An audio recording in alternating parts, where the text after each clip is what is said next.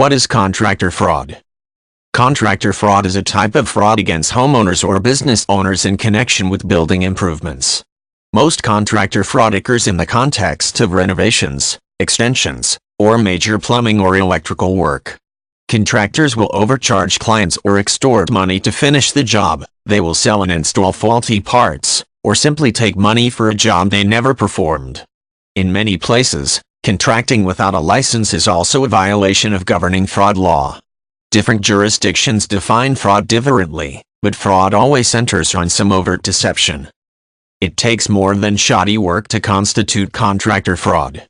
A contractor who does a poor job can be sued for non-performance or breach of contract, but he is not liable for fraud unless he made some kind of overt misrepresentation or used the contracting enterprise as a means of extorting money.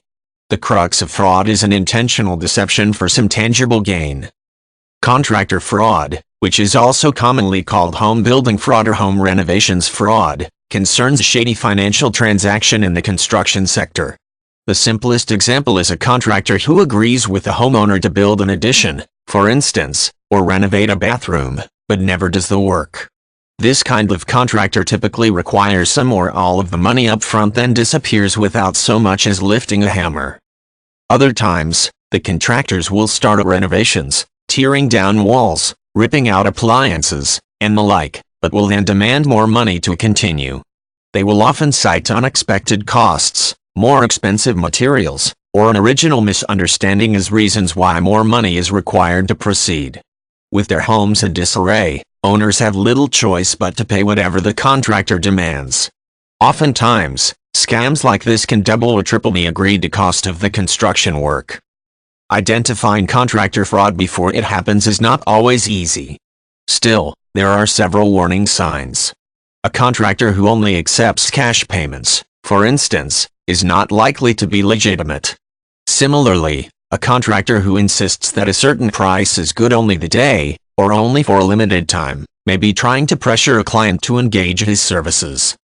A contractor who does not have a government-issued contractor's license should be questioned, as should a contractor who is not willing to procure the necessary building permits for the project he is proposing to undertake. Any contractor who says that a written contract is not necessary or who refuses to put the terms of his work in writing, may be illegitimate. The best way for home and business owners to protect themselves from contractor fraud is to be very proactive when it comes to selecting a contractor, to ask a lot of questions, and get a list of references. It is often very difficult to remedy contractor fraud once it has been committed, but it is not impossible. Reporting the fraud is the first step. Almost every jurisdiction in the world has fraud laws, and governments are usually very interested in prosecuting violators. Most local government entities have fraud departments where residents can file complaints against contractors they believe are engaged in fraudulent practices. Many complaint forms are available online. Once a complaint has been processed, the department will likely open up an investigation and may be able to prosecute the contractor if he can be located. If nothing else, reporting fraud can help prevent others from falling victim to the same scams.